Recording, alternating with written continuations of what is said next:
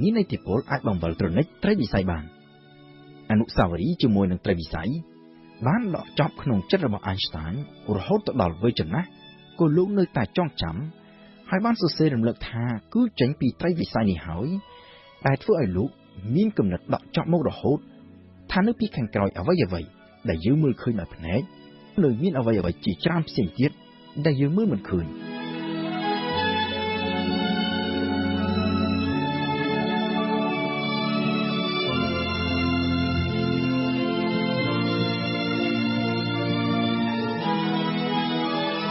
ក្រៅពីកម្លាំងម៉ាញ៉េទិកនៅមានកម្លាំងអរូបីមួយទៀតដែលទាក់ទាញអារម្មណ៍ Einstein ខ្លាំងតាំងពីក្មេងមកដែរគឺអគ្គិសនីឪពុករបស់ Einstein គឺជាវិស្វករហើយរួមជាមួយនឹងឪពុកមីរបស់ Einstein ពួកគេបានបង្កើតជាសហគ្រាសមួយដែលមានជំនាញខាងគ្រឿងអគ្គិសនី Einstein មានការអស្ចារ្យក្នុងចិត្តចំពោះចរន្តអគ្គិសនីវាជារបស់ដែលគេមិនអាចមើលឃើញតែមានអំណាចខ្លាំងអស្ចារ្យហើយក្នុងពេលជាមួយគ្នាក៏ពុះពេញទៅដោយគ្រោះថ្នាក់ផងដែរ Einstein មានចម្ងល់យ៉ាងច្រើនទាក់ទងទៅនឹងអគ្គិសនីដោយចោទជាសំណួរយ៉ាងច្រើនមិនចេះចប់មិនចេះហើយចំពោះឪពុកនិងឪពុកមាតើអគ្គិសនីធ្វើឡើងពីអ្វីមានល្បឿនលឿនប៉ុណ្ណាតើគេមានវិធីណាអាចមើលវាឃើញដែរឬទេលាក់នឹងលាក់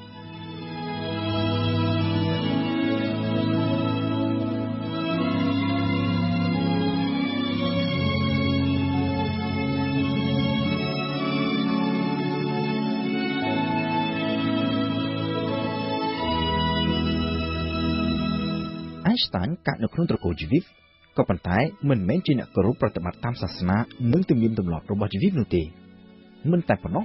Einstein ត្រូវបានឪពុកម្ដាយចុះឈ្មោះឲ្យចូលរៀននៅសាលាបឋមសិក្សាកាតូលិកដោយយល់ថាសាលាមានគុណភាពល្អការសិក្សារបស់ Einstein នៅថ្នាក់បឋមសិក្សាបានប្រព្រឹត្តទៅដោយរលូនដោយគ្មានចោទជាបញ្ហាអ្វីនោះទេក៏ប៉ុន្តែអ្វីចាប់ផ្ដើមប្រែប្រួលនៅពេលចូលដល់ថ្នាក់អនុវិទ្យាល័យគ្រូរបស់ Einstein មិនចូលចិត្ត Einstein ដែលចូលចិត្តសួរដេញដោយច្រើនហួសហេតុហើយជាពិសេសគឺសួរពីរឿងដែលហួសពីកម្មវិធីសិក្សាឬក្រៅកម្មវិធីសិក្សាចំណែកឯ Einstein វិញក៏មិនចូលចិត្តសាលាមិនចូលចិត្តទាំងការតម្រូវឲ្យស្លៀកពាក់ឯកសណ្ឋាននិងវិន័យតឹងតែងដោយសាលាទាហានមិនចូលចិត្តទាំងបរិយាកាសជុំវិញដោយសារតែ Einstein មានគំនិតខុសគេមានចំណាប់អារម្មណ៍និងចំណូលចិត្តខុសគេពិបាកក្នុងការរាប់អានមិត្តនិងជាពិសេសជាងនេះទៅទៀតគឺ Einstein មិនចូលចិត្តការបង្រៀនដែលតម្រូវឲ្យមានការអាននិងទន្ទេញចាំមាត់និងទាមទារឲ្យសិស្សគោរពតាមយ៉ាងខ្ជាប់ខ្ជួននៅសេចក្តីបង្រៀនរបស់គ្រូដោយមិនបើកចំហឲ្យមានការចោទសួរឬជជែកដេញដោលបន្តិចម្ដង Einstein ក៏មានការសោះល្វើយក្នុងការរៀនសូត្រលើកលែងតែមុខវិជ្ជាមួយដែល Einstein ស្រឡាញ់ចូលចិត្តជាងគេគឺគណិតវិទ្យាដោយសារតែវាជាមុខវិជ្ជាមួយដែលទាមទារឲ្យមានការត្រិះរិះពិចារណាហើយមិនចេះតែអានឬទន្ទេញចាំមាត់នៅពេលដែល Einstein មានអាយុ16ឆ្នាំដោយសារតែមុខជំនួយរបស់ឪពុកក្រុមគ្រួសាររបស់ Einstein បានរើចេញពីអាល្លឺម៉ង់ទៅរស់នៅអ៊ីតាលីក៏ប៉ុន្តែនៅពេលនោះឪពុករបស់ Einstein ដែលមានក្តីស្រមៃចង់ឲ្យកូនក្លាយជាវិស្វករក៏បានទុកឲ្យ Einstein បន្តការរៀនសូត្រនៅទីក្រុង Munich តែម្នាក់ឯងការបែកពីក្រុមគ្រួសារបានធ្វើឲ្យ Einstein មានភាពកណ្ដោយកណ្ដែងហើយរួមជាមួយនឹងការមិនចូលចិត្តសាលាស្រាប់ផងនោះ Einstein ក៏រៀនលែងចូលហើយជារឿយៗតែងតែរងទណ្ឌកម្មដោយការធ្វើល្មើសនៅវិន័យសាលា Einstein មានផ្នត់គំនិតមួយថាការស្ដាប់តែតាមបញ្ជាគ្រូឬគោរពតាមតែវិន័យដោយមិនគិតត្រិះរិះពិចារណាវាគឺជាសត្រូវដ៏ធំបំផុតនៃការស្វែងរកសេចក្តីពិតនៅទីបំផុតទៅEinstein ក៏ត្រូវគេបណ្តេញចេញពីសាលាជប់ឲ្យរៀនតទៅទៀតការបណ្តេញចេញពីសាលាបើទោះបីជាសាលាដែល Einstein មិនចូលចិត្តក៏ប៉ុន្តែវានៅតែជាបទពិសោធន៍ដ៏ជូរចត់មួយសម្រាប់ Einstein ខឹងនឹងគ្រូព្រមទាំងមានភាពអាម៉ាស់និងខកចិត្តចំពោះខ្លួនឯងដែលទទួលបរាជ័យនៅសាលាក៏ប៉ុន្តែក្នុងពេលជាមួយគ្នា Einstein ក៏សប្បាយចិត្តផងដែរសប្បាយចិត្តនឹងបានទៅរស់នៅជួបជុំគ្រួសារនៅអ៊ីតាលី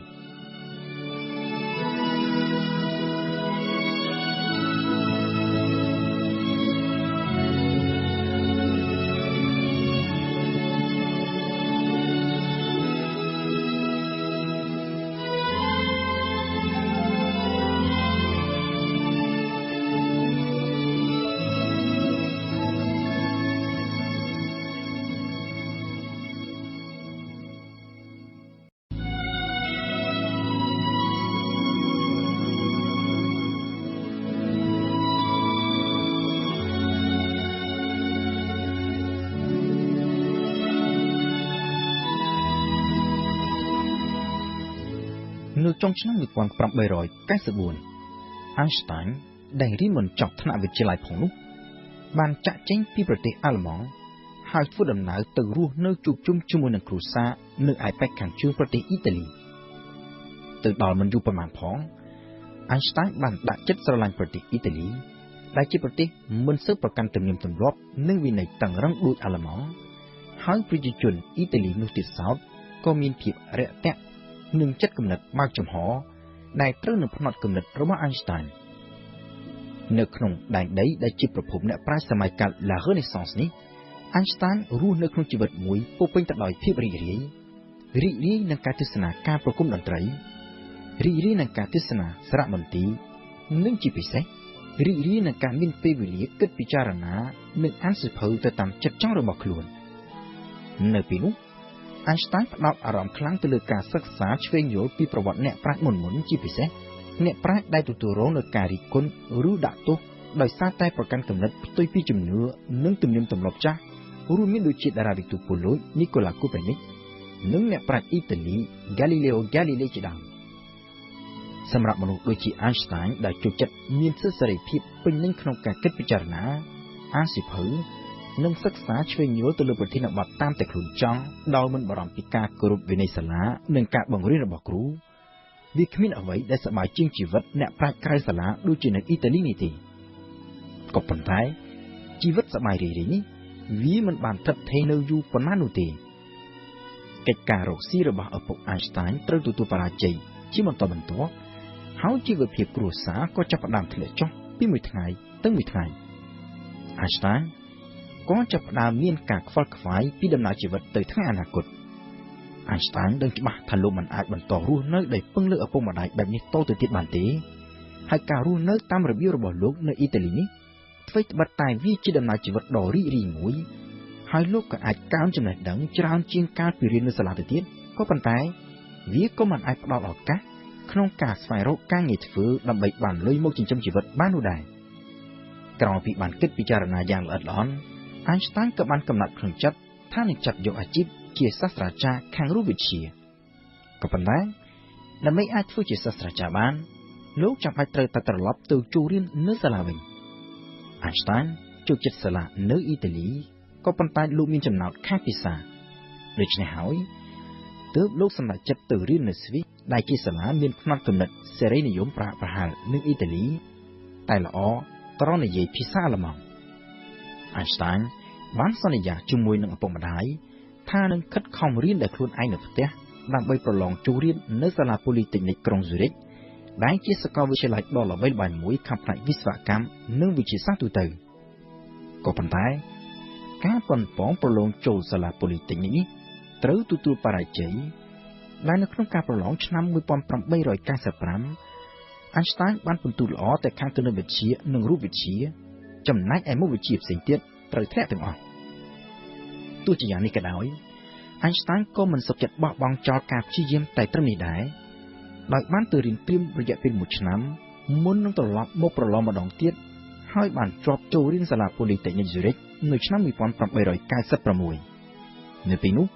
Einstein ទើបនឹងមានអាយុបាន17ឆ្នាំតែប៉ុណ្ណោះនៅក្នុងអំឡុងពេលដែលបានជាប់ចូលរៀននៅសាលា Polytechnic នោះ Einstein បានសម្រេចចិត្តបោះបង់ចោលសញ្ជាតិអាល្លឺម៉ង់ដែលជាសញ្ជាតិកំណើតហើយដាក់ពាក្យសុំចូលសញ្ជាតិស្វីសដែល Einstein ទទួលបាននៅឆ្នាំ1901ក្រោយពីបានបញ្ចប់ការសិក្សាថ្នាក់សាកលវិទ្យាល័យ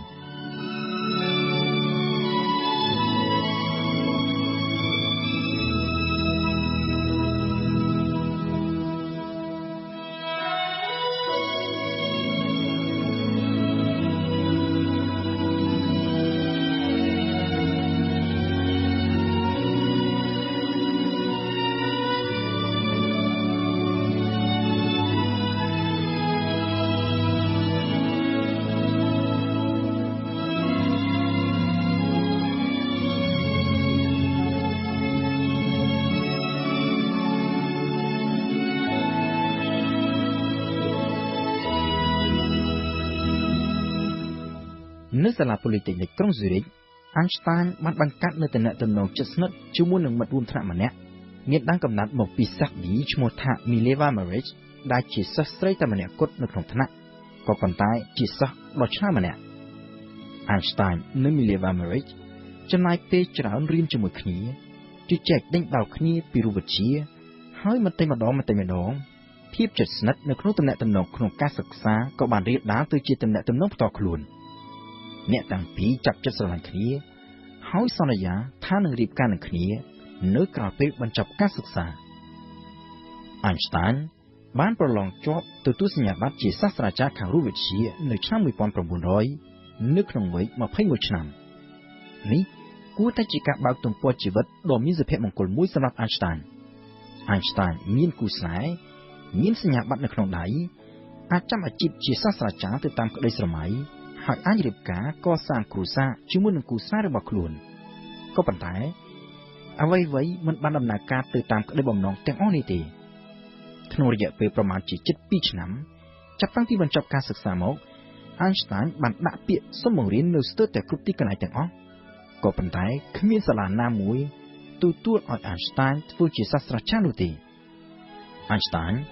ខ្លាចទៅជាអ្នកអត់ការងារធ្វើដើរទាត់ខ្យល់ហើយក្រុមគ្រួសារដែលកំពុងតែឆ្លងកាត់បញ្ហានៅក្នុងការរកស៊ីផងនោះក៏មិនអាចផ្ញើលុយកាក់មកជួយបាននោះដែរ Einstein ត្រូវធ្លាក់នៅក្នុងសភាពតោកយ៉ាកសុខភាពធ្លាក់ចុះទន់ខ្សោយហើយសូម្បីតែលុយបង់ថ្លៃឈ្នួលផ្ទះក៏មិនមានផងកុំថាឡើយដល់ទៅមានលុយរៀបការនិងចិញ្ចឹមគ្រួសារ Einstein ចាប់ផ្ដើមអស់សង្ឃឹមនៅក្នុងជីវិតហើយនៅក្នុងសម្បត្តិខ្លះដែលផ្ញើទៅក្រុមគ្រួសារដែលនៅអ៊ីតាលី Einstein ថែមទាំងបានសរសេរថាលោកមិនគួរនឹងចាប់កំណើតនៅលើលោកនេះទេពីព្រោះថាជីវិតរបស់លោកគ្មានន័យអ្វីទាំងអស់ទុកជន់លើទុកបន្ថែមពីក្នុងពេលដែល Einstein កំពុងតែប្រឈមមុខនឹងភាពអត់ការងារធ្វើនិងជីវភាពតោកយ៉ាកឪពុករបស់ Einstein ក៏ស្រាប់តែទទួលមរណភាពដោយជំងឺកែងបេះដូងដែលជាហេតុធ្វើឲ្យខ្សែជីវិតរបស់ Einstein កាន់តែត្រូវកណ្ដោយកណ្ដែងថែមមួយកម្រិតទៀតប្រឈមមុខនឹងជីវភាពតោកយ៉ាក Einstein ក៏សម្រេចចិត្តបោះបង់ក្តីបំណងចង់ធ្វើជាសាស្ត្រាចារ្យខាងរូបវិទ្យាហើយសុខចិត្តទទួលយកការងារជាជំនួយការបច្ចេកទេសនៅឯការិយាល័យចុះបញ្ជីប្រកាសនីយបត្រតក្កកម្មដែលជាស្ថាប័នរដ្ឋស្វីសទទួលបន្ទុកត្រួតពិនិត្យនិងចុះបញ្ជីការពិសិដ្ឋលើរូបមន្តវិទ្យាសាស្ត្រឬការច្នៃប្រឌិតថ្មីៗណាមួយទៅតាមការស្នើសុំរបស់ម្ចាស់ស្នាដៃនេះវាមិនមែនជាអាជីពនៅក្នុងក្តីស្រមៃរបស់ Einstein នោះទេតែទោះជាយ៉ាងណាវាក៏ជាការងារដែលអាចផ្ដល់ប្រាក់ខែគ្រប់គ្រាន់ក្នុងការផ្គត់ផ្គង់ជីវភាពនិងអាចចិញ្ចឹមគ្រួសារបានក្រោយពីបានការងារធ្វើ Einstein បានរៀបការជាមួយនឹង Mileva Maric នៅឆ្នាំ1903ជាមួយនឹងចំណងដៃគូប្រុសទី1នៅឆ្នាំ1904មុននឹងកើតបានគូប្រុសទី2 6ឆ្នាំក្រោយមកទៀត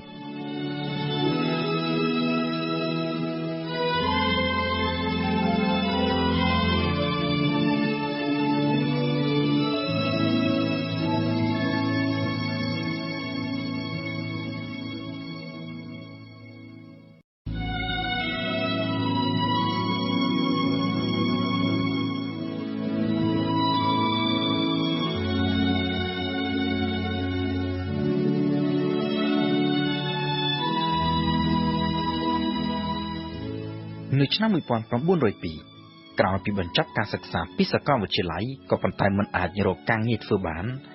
Einstein ក៏បានបោះបង់ក្តីបំណងចង់ក្លាយទៅជាសាស្ត្រាចារ្យរូបវិទ្យា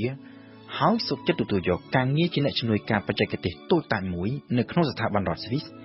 គឺការិយាល័យចុះបញ្ជីប្រកាសនីយបត្រតក្កកម្មនៅទីនោះ Einstein មានភារកិច្ចត្រួតពិនិត្យពាក្យសុំចុះបញ្ជីការពិសិដ្ឋលើការរកឃើញខាងផ្នែកវិទ្យាសាស្ត្ររូបមន្តឬការច្នៃប្រឌិតថ្មីៗណាមួយហើយតាមពិតទៅការងារនេះក៏ទាមទារនៅចំណេះដឹងខាងផ្នែកវិទ្យាសាស្ត្រផងដែរក៏ប៉ុន្តែសម្រាប់ Einstein វាគឺជាការងារដ៏ងាយស្រួលបំផុតការងារដែលតាមធម្មតាគេត្រូវធ្វើពេញមួយថ្ងៃ Einstein ធ្វើចប់សពគ្រប់ក្នុងរយៈពេលត្រឹមតែប៉ុន្មានម៉ោងហើយពេលទំនេរសល់ពីនោះ Einstein យកទៅចំណាយលើអ្វីដែលលោកតែងតែចូលចិត្តធ្វើតាំងពីដើមរៀងមកគឺស្រមើស្រមៃត្រិះរិះពិចារណាសិក្សាទៅលើបាតុភូតវិទ្យាសាស្ត្រនៅទីបំផុតទៅការងារនៅការិយាល័យចុះបញ្ជីប្រកាសនីយបត្រតក្កកម្មដែលជាការងារ Einstein ជ្រើសរើសយកទាំងទើសទាល់ដោយសារតែគ្មានជម្រើសស្រាប់តែបានប្រែក្លាយទៅជាការងារដែលផ្ដល់នូវឱកាសដ៏វិសេសវិសាលបំផុតសម្រាប់ការសិក្សាស្រាវជ្រាវខាងផ្នែកវិទ្យាសាស្ត្ររបស់ Einstein ក៏ដូចជាសម្រាប់ដំណើរវិវត្តន៍ នៃវិទ្យាសាស្ត្រសម្រាប់មនុស្សជាតិជាទូទៅនៅក្នុងពេលធ្វើការនៅការិយាល័យចុះបញ្ជីប្រកាសនីយបត្រកម្មនោះហើយដែល Einstein បានរកឃើញនូវទ្រឹស្ដីវិទ្យាសាស្ត្រដ៏សំខាន់ជាច្រើនដែលត្រូវបានគេចាត់ទុកថាជាស្នាដៃដ៏អស្ចារ្យនៅក្នុងប្រវត្តិនៃវិទ្យាសាស្ត្រជាពិសេសនាំឲ្យមានការផ្លាស់ប្ដូរនៅការយល់ឃើញរបស់មនុស្សជាតិចំពោះចក្រវាឡនៅក្នុងរយៈពេល6ឆ្នាំដែល Einstein ធ្វើការនៅការិយាល័យចុះបញ្ជីប្រកាសនីយបត្រកម្មពីឆ្នាំ1902ដល់ឆ្នាំ1908ឆ្នាំ1905ត្រូវបានគេចាត់ទុកថាជាឆ្នាំដ៏អស្ចារ្យបំផុតនៅក្នុងជីវិតរបស់ Einstein និងសម្រាប់វិទ្យាសាស្ត្រជាទូទៅនៅក្នុងឆ្នាំ1905នោះ Einstein បានសរសេរនិងចុះផ្សាយនូវលទ្ធផលនៃការសិក្សាស្រាវជ្រាវមួយដែលត្រូវបានសាកលវិទ្យាល័យ Zurich ទទួលស្គាល់ថាជាសារណាបញ្ចប់សញ្ញាបត្រថ្នាក់បណ្ឌិតខាងរូបវិទ្យាហើយបន្ថែមពីលើនេះទៅទៀត Einstein បានចុះផ្សាយនៅទ្រឹស្ដីវិទ្យាសាស្ត្រដ៏សំខាន់ចំនួន4ផ្សេងទៀតនៅក្នុងឆ្នាំតែមួយនោះគឺទ្រឹស្ដីស្ដីពីធាតុផ្សំនៃពន្លឺទ្រឹស្ដីស្ដីពីអាតូមទ្រឹស្ដីស្ដីពីម៉ាស់និងថាមពលដែលបង្កើតបានទៅជារូបមន្តដ៏ល្បីល្បាញបំផុតមកទល់នឹងពីបច្ចុប្បន្នគឺ E ស្មើនឹង mc ការ៉េនិងទ្រឹស្ដីកាន់តែសំខាន់មួយទៀតដែលគេហៅតាមភាសាអង់គ្លេសថា special relativity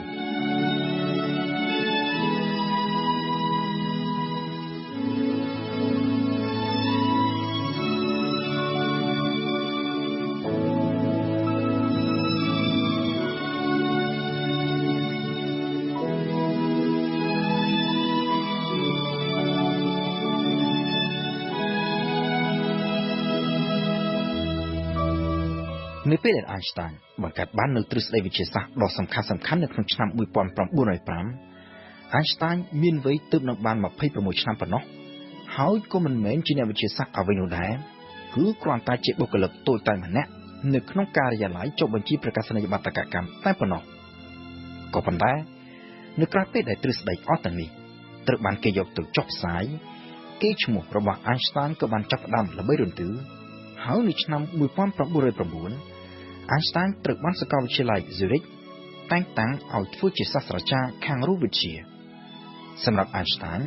ដែលតែងតែមានក្តីប្រាថ្នាចង់ធ្វើជាសាស្ត្រាចារ្យរូបវិទ្យាតាំងពីយូរណាស់មកហើយនោះនេះគឺជាសបិនដែលខ្លាចជាការពិតក៏ប៉ុន្តែនេះគ្រាន់តែជាចំណុចចាប់ផ្ដើមមួយប៉ុណ្ណោះនៅឆ្នាំ1913សាកលវិទ្យាល័យមួយទៀតបានហៅ Einstein ឲ្យទៅធ្វើការដោយផ្ដល់ប្រាក់ខែយ៉ាងច្រើនលើលោកបើធៀបនឹងការងារចាស់ហើយលើពីនេះទៅទៀតការងារនៅសាកលវិទ្យាល័យថ្មីនេះនឹងផ្ដល់ពេលវេលាច្រើនដល់ Einstein សម្រាប់ត្រិះរិះពិចារណានិងសិក្សាទៅលើបញ្ហាវិទ្យាសាស្ត្រតាមតែចិត្តចង់ Einstein ក៏ត្រូវបានគេសន្យាផ្ដល់មុខតំណែងជានាយកវិទ្យាស្ថានស្រាវជ្រាវខាងរូបវិទ្យាផងដែរក៏ប៉ុន្តែបញ្ហាដែលចោទធំបំផុតនោះគឺនៅត្រង់ថាសាកលវិទ្យាល័យនិងវិទ្យាស្ថានស្រាវជ្រាវនេះស្ថិតនៅឯទីក្រុងបែកណាំប្រទេសអាល្លឺម៉ង់ហើយភរិយារបស់ Einstein មិនចង់ចាក់ចេញពីស្វីសទៅរស់នៅបែកឡាំង Einstein នៅពីនោះត្រូវប្រឈមមុខនឹងជម្រើសរវាងម្ខាងគ្រួសារនិងម្ខាងទៀតការងារដែលខ្លួនស្រឡាញ់ Einstein ជ្រើសរើសយកការងារហើយទទួលយកតំណែងជាសាស្ត្រាចារ្យនិងនាយកវិទ្យាស្ថានស្រាវជ្រាវរូបវិទ្យានៅបែកឡាំងពីដំបូងឡើយ Mileva Maric ភរិយារបស់ Einstein បានសុខចិត្តទៅតាម Einstein នៅអាល្លឺម៉ង់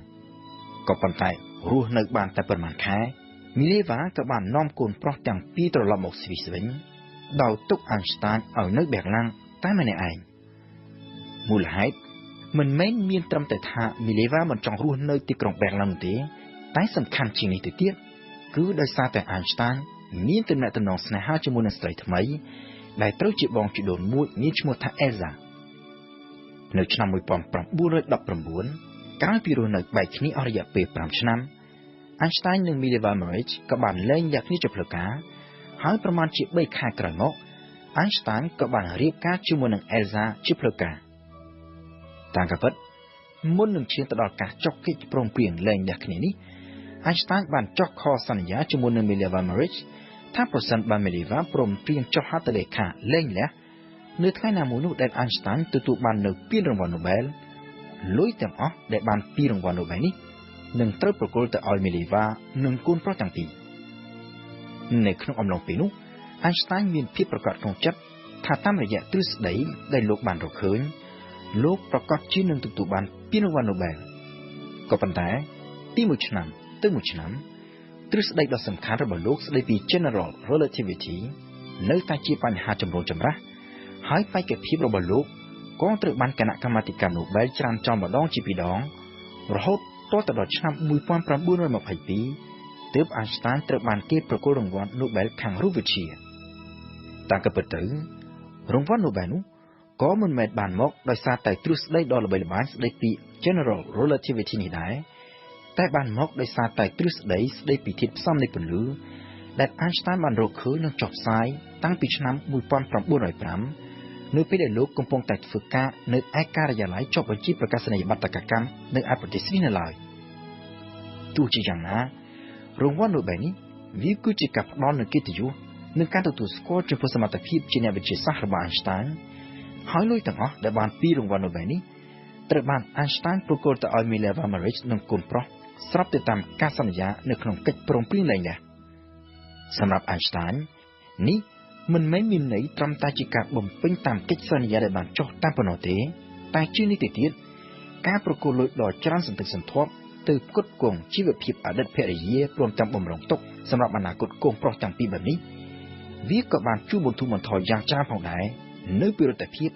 នៃការបោះបង់ចោលប្រពន្ធកូន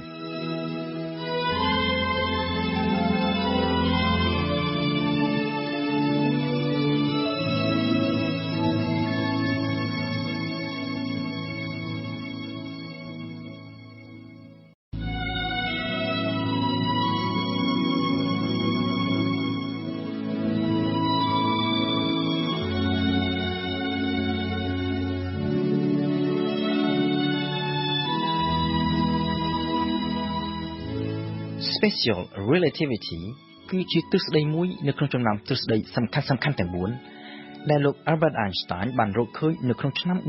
1905នៅពេលដែលលោកនៅជាបុគ្គលិកការិយាល័យចុះបញ្ជីប្រកាសនីយបត្រកម្មនៅឡើយយោងតាមគោលការណ៍ Relativity គ្រប់អ្វីៗទាំងអស់នៅក្នុងចក្រវាឡយើងនេះគ្មានអ្វីដែលមានតម្លៃដាច់ខាតនោះទេឬអាចនិយាយបានម្យ៉ាងទៀតថាគ្មាននរណាម្នាក់អាចកំណត់យ៉ាងដាច់ខាតថាវត្ថុណាមួយស្ថិតនៅនឹងថ្កល់ឬវត្ថុណាមួយមានចលនានោះទេវត្ថុមួយស្ថិតនៅនឹងថ្កល់ឬក៏មានចលនាហើយមានចលនាក្នុងលើ4ប៉ុណ្ណាគឺវាអាស្រ័យទៅលើថាតើគេមើលពីចំណុចណាហើយធៀបទៅនឹងអ្វីនៅក្នុងគណៈពេលដែលលោកអ្នកកំពុងស្ដាប់ការរៀបរាប់របស់ខ្ញុំនេះអ្នកដែលអង្គុយស្ដាប់មួយកន្លែងនៅក្នុងផ្ទះប្រកាសជានឹងគិតថាខ្លួនស្ថិតនៅស្ងៀមគ្មានចលនាបើធៀបទៅនឹងផ្ទះនិងផ្ទៃដីក៏ប៉ុន្តែបើគេមើលពីទីអវកាសវិញលោកអ្នកមិនមែនកំពុងស្ថិតនៅស្ងៀមគ្មានចលនានោះទេទាំងលោកអ្នកទាំងផ្ទះនិងទាំងផ្ទៃដីកំពុងតែមានចលនាទៅតាមចលនាវិលជុំវិញខ្លួនឯងនៃភពផែនដីក្នុងល្បឿនរហូតដល់ទៅជាង 1600 គីឡូម៉ែត្រក្នុង1ម៉ោងបើធៀបទៅនឹងព្រះអាទិត្យវិញលោកអ្នកកំពុងតែធ្វើដំណើរក្នុងល្បឿន 110,000 គីឡូម៉ែត្រក្នុង1ម៉ោងទៅតាមចលនារបស់ភពផែនដីដែលវិលជុំវិញព្រះអាទិត្យហើយទាំងព្រះអាទិត្យទាំងភពផែនដីនិងប្រព័ន្ធព្រះអាទិត្យទាំងមូលកំពុងធ្វើដំណើរវិលជុំវិញ Galaxy Milky Way ក្នុងល្បឿនរហូតដល់ទៅប្រមាណជា 72,000 គីឡូម៉ែត្រក្នុង1ម៉ោងតែក៏ប៉ុន្តែយើងមិនចាំបាច់គិតទៅដល់ភាពស្មុគស្មាញនៃចលនារបស់ភពផែនដីនិងប្រព័ន្ធព្រះអាទិត្យក៏អាចសង្កេតមើលឃើញពីគោលការណ៍ Relativity នេះដែរគឺអាចមើលឃើញកាន់តែច្បាស់នៅក្នុងដំណើរជីវិតរស់នៅប្រចាំថ្ងៃអ្នកខ្លះប្រហែលជាធ្លាប់ឆ្លងកាត់នៅបទពិសោធន៍ជិះនៅលើកប៉ាល់មួយហើយមានកប៉ាល់មួយទៀតដែលនៅក្បែរគ្នានៅពេលមួយយើងមើលឃើញកប៉ាល់ដែលនៅក្បែរនោះមានចលនាថយទៅ